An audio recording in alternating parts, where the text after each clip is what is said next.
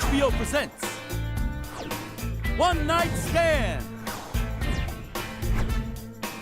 with comedian Bill Burr.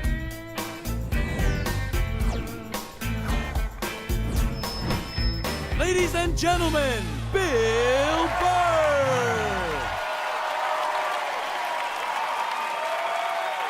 Thank you. Thank you. All right. Thanks a lot. Thank you so much. Thank you. For Christ's sake. Thank you. Thanks a lot. I'm running out of ways to say thank you. For Christ's sake. How's it going? Excellent. Was in a shitty mood today, man. I was watching TV. You ever been in like such a bad mood that even when you're watching bad shit happening to people, you're like, you know what? Good. You know, I'm glad your life sucks. Makes me feel better about my own. No, you know what I was doing? I was watching this, you know those Fabulous Lives? I was watching the Fabulous Life of the Olsen twins, you know? And they're like 18 years old. They're like zillionaires. They got a great apartment. It's making me feel like a loser. Then halfway through it, I find out one of them's anorexic. I was like, you know what? All right. That makes me feel better. You know, I'm glad she's not eating. Hope you pass out, whack your head off your golden sink. Just to add to my day. You know, I don't get how the other Olsen twin only weighs half a pound more, but she's fucking fine. No, they're so starving, they're weak. That's why whenever they take a picture of them, you ever notice they gotta like fucking lean them up against each other? So like they don't tip over, like they're like still trying to look sexy. They're not sexy, they look like aliens. They are, man. You can't weigh 42 pounds and have your eyeballs be 28 of that weight and not look like you're from outer space. Like, when I look at them, I think if E.T. was gonna have a threesome, those are the two bitches he'd hook up with. He would. He'd get that glowing finger going. Now, I'm feeling like a loser, man. I am, man. I'm fucking 36. I'm not married, you know? I'm at that age where everybody I know is getting married. You know, let me ask you a question. Why the hell do people keep getting married? You know, isn't anybody looking at the stats? I mean, what's it like? 1 out of 2 marriages goes right down the shitter? People, if you were going skydiving and they told you half the parachutes weren't gonna open, you'd be like, yo, fuck that, I'm not going. Yeah. No, it's like, I don't like those odds. I get a 50% chance of splatting on the ground. I'm not doing it, right? But there's something about getting married. People just have to do it. They're just like, is this the line to lose half my shit? Awesome. This is gonna be great. I can't wait to lose my car, my money. Oh, look, the line's moving. One step closer to my own personal hell.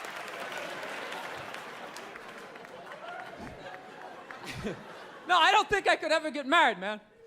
Married dudes freak me out. Anytime you ask a married guy, what's it like being married, they always tell you it's good, but they always have a look on their face like they have like an appendicitis. You ever notice that? You're like, dude, what's it like being married? Like, you know, it's good. It's good. It's, No, it's good. It's enjoyable, you know. It's a lot of work, but, you know, I think when you meet that special someone, there's a connection, and I can't feel my legs. Let me just lean over here. You know, a woman completes a man, and some other metaphor.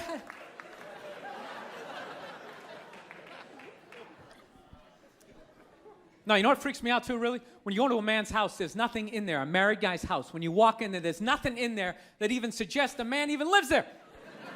It's all potpourri and throw pillows. That stupid canopy, we live in a dollhouse bullshit over the bed. Where does all the guy's stuff go? They just throw it out, they just walk into your apartment. Oh my God, look at all your stuff. All your stuff is stupid. Look at all this stupid stuff. Wow, guys buy really stupid stuff. Hey, you want to go to the candle store? Let's go to the candle store. Wouldn't that be awesome? I've been dragged into that nightmare for like an hour and a half. 90 minutes just sitting there. This smells like a pumpkin. Doesn't that smell like a pumpkin? This looks like a Christmas tree. Wouldn't that be great? Smell like Christmas in the apartment? Middle of the summer, just fuck with your whole reality? No, you know what it is? I didn't have like a really good model necessarily, like growing up. Like watching my parents, they always used to argue and shit, you know? Like I was afraid of my dad when I was growing up, you know? Anybody have a dad like that? You're just afraid of him? You know, not like those sitcom dads. They come home, the kids are like hugging their legs. My dad pulls in the driveway. Me and my brother's freaked like, fucking dad's home. Shut off the TV. Try to hide. Dude, if I stand like this, do I look like a lamp? He won't see me, right? Can I just fucking chill out here? He wasn't understanding. When you fucked up, he told you. He didn't sit down, well, we're gonna work it out. We'll just, you know, I still love you. He looked, you, what the fuck is wrong with you? Jesus Christ, you're an idiot. Weren't you even paying attention? Oh, bullshit. Christ, you're just like your mother. You're fucking out to lunch.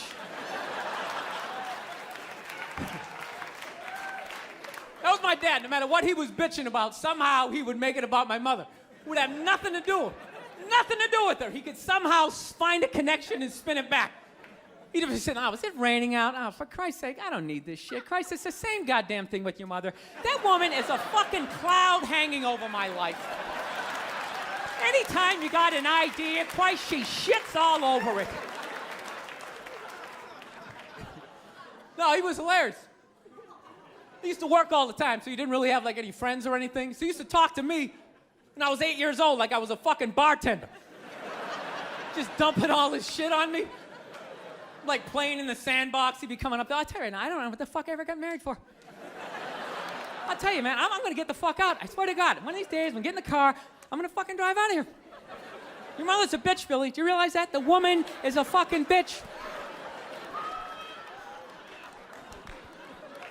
Is that too real for you guys? You fucking know what I'm talking about.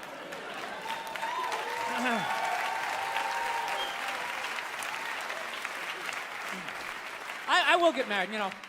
I was making that. I'll definitely get married someday, you know. I love women and everything. I'm just finding I'm not, like, compatible with them. You know what I mean? You ever just feel that? Like, women have, like, too much energy for me. You know what I mean? Like, you can't have a day off when you have a girlfriend. You ever notice that?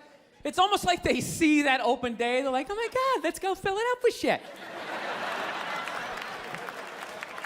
No, then they just come at you with one horrible idea after another.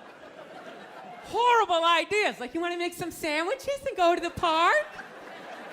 You want to go to the container store, get some containers for your t-shirts?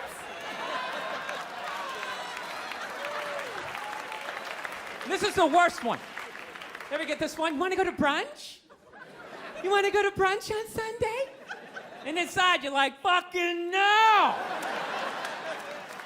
But you can't say that, right? You gotta keep them happy. So what do? You agree. Like, yeah, let's go to brunch. What a great idea. Why would you want to sleep in on a Sunday when you can go pay $18 for eggs? Now you're thinking. Then we can sit around and listen to your friends have moronic conversations about the eggs. Like, is that pesto? Is that pesto in your omelet? Oh, it's asparagus. It's asparagus. I thought it was pesto.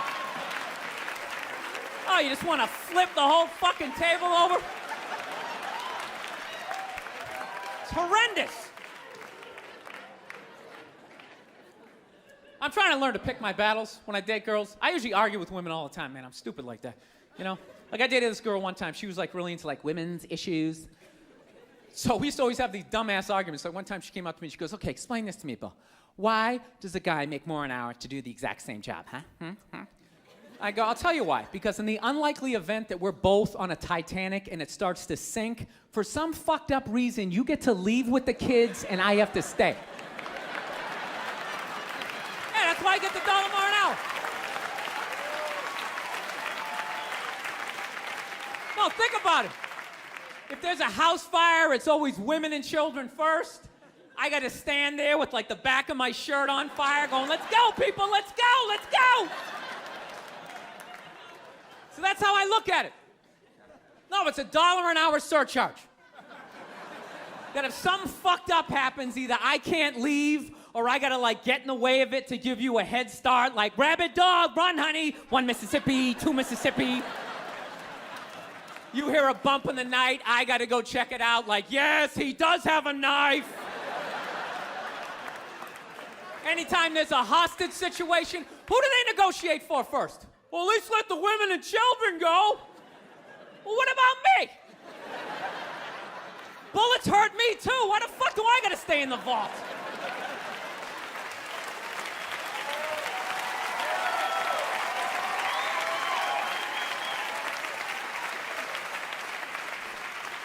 No, that's my point, man. Where are all the feminists in those situations? You know what I mean? You can't find them. There are no feminists in a house fire. That's a guarantee. You could take the most hardcore feminist, some chick right in your face, like, he's chauvinistic son of a bitch, little short, little haircut, the whole 9 yards, right? Second those flames break out, she's gonna twist those little hairs into pigtails. Oh, I'm just a girl. I wanna go play jump rope. And leave you standing in a burning house like you're not flammable. You know, but I'm not a dick, though.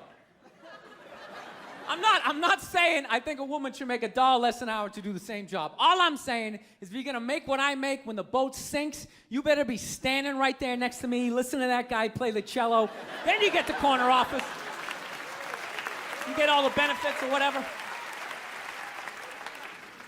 So anyways, I was watching George Bush today, man. That guy scares the shit out of me. No, not because like, oh, you know, all that political stuff. He's just like too into Jesus for me. I get uncomfortable with that. When people get like overly religious, it kind of freaks me out, you know? You know what I mean? Like I don't mind. I don't mind when like black people get really into Jesus though, you know? Because like somehow like the shit stays spiritual. You know, you get a couple of good songs out of it.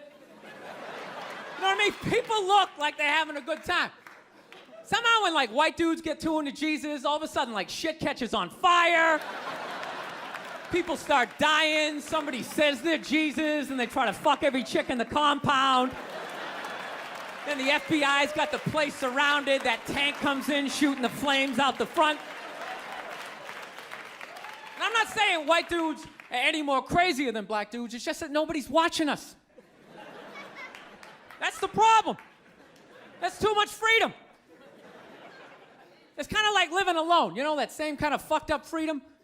You ever feel when you live alone, you like slowly go crazy? You know, because you got too much freedom, because everybody does crazy shit. But when you live alone and start doing something crazy, there's nobody there to be like, dude, what the fuck are you doing? What is wrong with you? What is that? Put it down.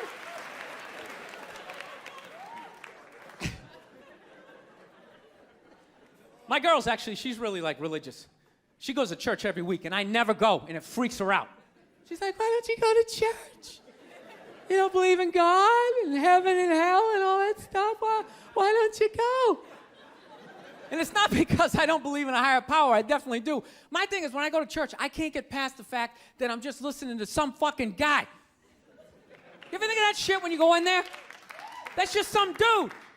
And people are like, no, that's a special guy. No, it isn't. It isn't. He didn't like levitate down from the ceiling like, oh, this white light around him.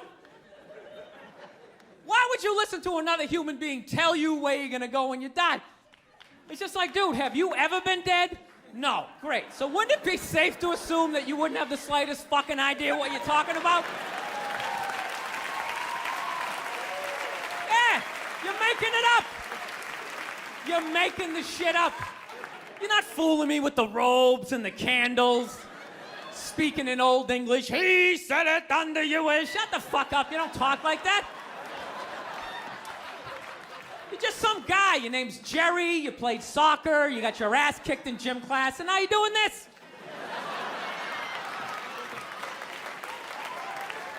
Acting like you're special. I can't do it. I can't get past that fact. I'm sitting in church. This guy's name's fucking Cliff. He's fucking born, and just break the guy down, and then I can't listen. It's like, you go in there, you listen to another human being tell you what to eat and when to eat it. Don't eat meat this Friday. If you eat meat this Friday, you are going to hell. It's like, dude, I'm going to a cookout on Friday. If you eat that fucking cheeseburger, buddy, that is it for you. is this guy? Dude, I'll eat a cheeseburger whenever I want to, and I'll jerk off. It's my dick. Why am I listening to this guy? I'll fucking jerk off while I eat a cheeseburger. What do you think about that? I'm not hurting anybody. Why would God care? I'm not hurting anybody. Think about it. You eat a cheeseburger, that's protein. That's good for your muscles, right? And I don't know about you guys, but after I rub one out, I'm more relaxed. I'm less likely to lash out at my fellow man. I'm in a great space mentally. I don't have any road rage. I talk to telemarketers. I'm buying the shit.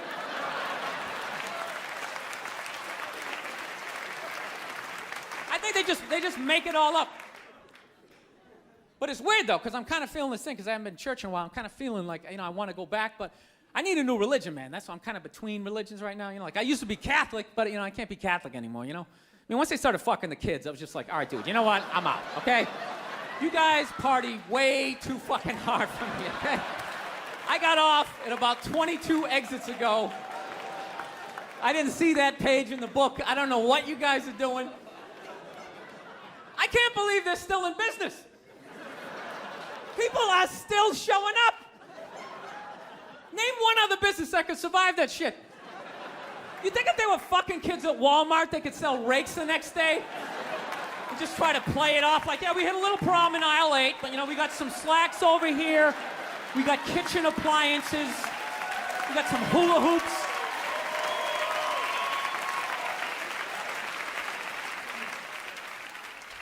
You guys saw the Pope died? You saw that, right? Yeah. Everyone was flipping out, man. I thought that was a good thing. I was like happy for him, man. He was in horrible health. You know what I mean? Everybody just wanted the guy to keep hanging on. It's ridiculous. They're like wheeling him from room to room, and people are still flipping. Oh, God, I think he's gonna die. I think he's gonna die. It's like, well, I think he's gonna go to heaven. I mean, it's gotta be better than that shit. I bet the last 2 months of his life, he was just sitting in that chair going, God, I wish the world would stop praying for me. Just fucking let me go. Good Lord. I skied till I was 78. I had a great life. Move on. So they got a new pope now. They picked another old white dude, And they were actually in the running was this black dude from Nigeria, right? They were actually considering making him the pope. And I was kind of hoping he was going to win, Not because I give a fuck either way. I just wanted to see all the black comics doing bits like the next day, like, oh, white people scared now. White people is scared now. Yeah, the Pope is black and shit. It's gonna be a whole different story. He's gonna come in with the hat to the side. Music's gonna be pumping. White people in the front row, gee, I don't know what the fuck's going on. Because when black people go to church, couldn't you just feel it?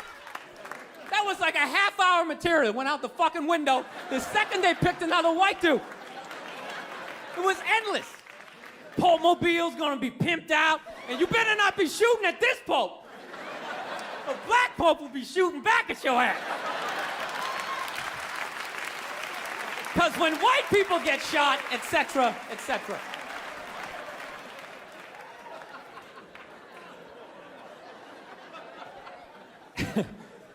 Actually, I have this black dude moved in my building, man. Lives on the same floor as me. He's one of these dudes. Every time he's hilarious. Every time he says some shit, right after he's done saying the shit, he repeats like the most important part of like the previous sentence.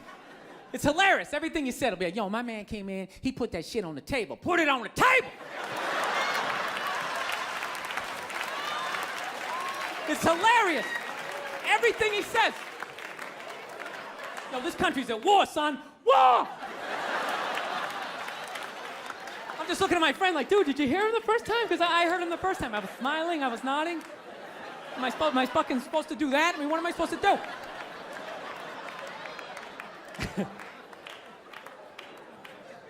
Actually, I got a couple of friends of African persuasion. And I got to get rid of them, man. I got to admit to you. I'm finding I'm spending too much money on clothes hanging out with them. Because I got to, like, fucking try to keep up with their wardrobe. It's like every time they go out, they got all brand new shit on. All brand new shit. So when I show up with my white version of brand new, which is, I basically, I ironed the shit, right? I ironed it, right? It's new. They just start trashing me. I can't keep up with them, man. They got like fucking 58 pairs of sneakers. Ever notice that shit? Like every color fucking Timberland? And I don't give a shit what fucked up color their shirt is. They got a pair of shoes to match it and a hat. It's like a rule or something. They're the worst. Even when you wear some new shit, there's like some sort of rule that you gotta like space out the amount of time within which like that you wear it. Because God forbid you wear the same shirt within a 10-day period, one of them's gonna notice. All of a sudden just look at you funny like, this motherfucker's got the same shit he had on last Tuesday.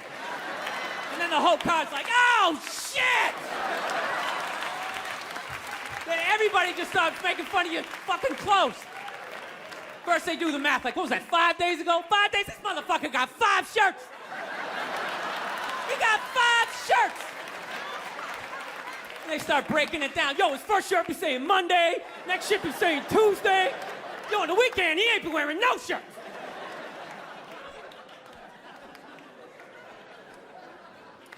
I'll tell you, it's actually funny. You know what? That's actually how I judge black guys now.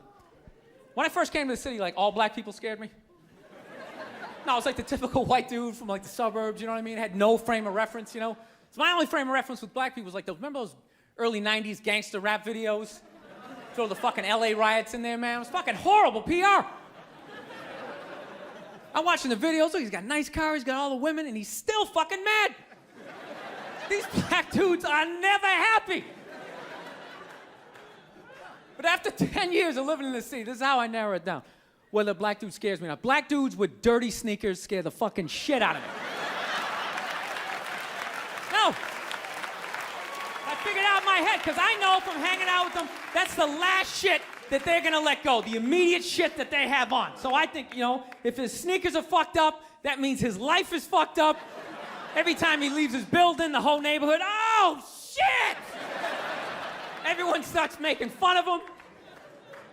He's on the train in a bad mood. I kind of have this howdy-doody, kind of mug-me kind of face. I'm not saying something's gonna happen, I'm just saying, I'm paying attention.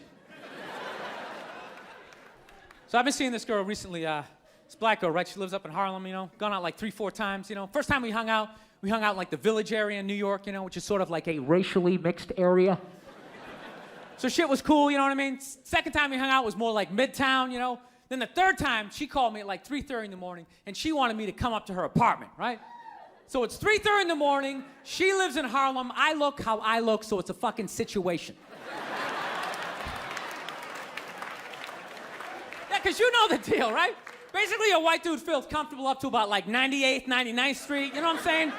The second the streets start getting into like triple digits, like 100, 101st Street, start getting like a little asthma, like, ah, fuck, I'm starting to get a little high up here. You feel that little tightness in your chest? Can you feel that? 106th Street, you're like leaning on shit like, dude, where'd all the cabs go? How come there's no taxis up here? Dude, what's a bodega? I don't know what that is. Let's get the fuck out of here. So I'm praying to God she's gonna tell me to take the subway, get off at like 105th Street, 103rd, you know, which is like the first stop in Harlem where I can still look over my shoulder and see like all the white people like disappearing over the horizon, you know? But she goes, no, man, you want to get on the Uptown 2-3 train, you want to get off at 125th Street. I'm like, God, fuck, 125th Street. Jesus Christ, that's like right in the middle of everything. I'm gonna be surrounded on all 4 sides. I can't fucking do this. So, at this point, I'm really trying to hide like the bitchy tone that's starting to creep into my voice, you know? And I'm trying to ask for really specific directions for when I get up there, because I want to know exactly where I'm going. So she starts naming the streets I have to go down, and every other street up there is named after like a black leader, you know? She's like, make a left on Adam Clayton, take a right on Frederick Douglass. I'm like, God, fuck Adam Clayton. Yo, dude, go on the internet, look up Adam Clayton. Did he kill a bunch of white people during the slave revolt? Dude, I ain't going up there till I know what Adam Clayton did. Fuck this shit. So at this point, I'm really having a battle with myself. Because I'm thinking I can't do this, right? I'm like, I can't do this, but my dick's going, no, come on, man, we can do this, all right? Just relax. Pull yourself together and get on the goddamn train, right? So as always, I listen to my dick. Oh yeah, I get on the train. By the time I get up there, it's like 5 or 4 in the morning, right? I'm staying on like Malcolm X and like Danny Glover or some shit, right? I don't even know where the hell I'm at. But I see the street I want to go up. I want to go up St. Nick. I can literally see her apartment building, but there's like 5 or 6 black dudes standing right on the corner, right where I want to walk by. So I'm like, fuck! Felt like I was on like some reality show at that point, like some sort of like white guy survivor. It was ridiculous. So I'm thinking, I gotta walk right by these guys, right? You know what's funny? I think that they were actually more surprised to see me than I was scared, you know? And I was really, really scared, you know, but I'm also really, really white, you know? Like shockingly Caucasian. You know what I mean? Like if you're not ready for me, I can like surprise you. No, especially if you live up there. You've probably seen a white person for hours, possibly days. So when I show up, it's almost like magical, like a leprechaun came out of nowhere, you know? Felt like I should have had like a little pot of gold, like a rainbow behind me. Top of the morning to you, latte. Kind of danced my way past them. But it's been going all right, you know? Once I get in her apartment, I'm fine, you know? I relax. Sit down, you know, watch a hip-hop countdown. Pretend like I know the groups, you know what I mean? It's just getting there that's a fucking pain in the ass. But, you know, I don't get mad at it, because I figure, you know, black dudes got to go through the same shit, though, right? When you go out to the suburbs, go fuck a white girl, right? Just that same awful feeling of just leaving your people behind, you know, just less and less of you as you're fucking driving out there. Probably start off lean and you're all fucking cool. 20 minutes in, you're driving like 10 and 2, the radio's off. Like, dude, I don't like this shit. I don't like this shit at all. There's too much grass, I don't see any rims. This is fucked up. None of the windows are tinted. I can clearly see white people in every car. This is fucked up. Listen, you guys were awesome. Thank you so much for coming out. God bless you. Thank you very much. All right, man, take care. Thank you.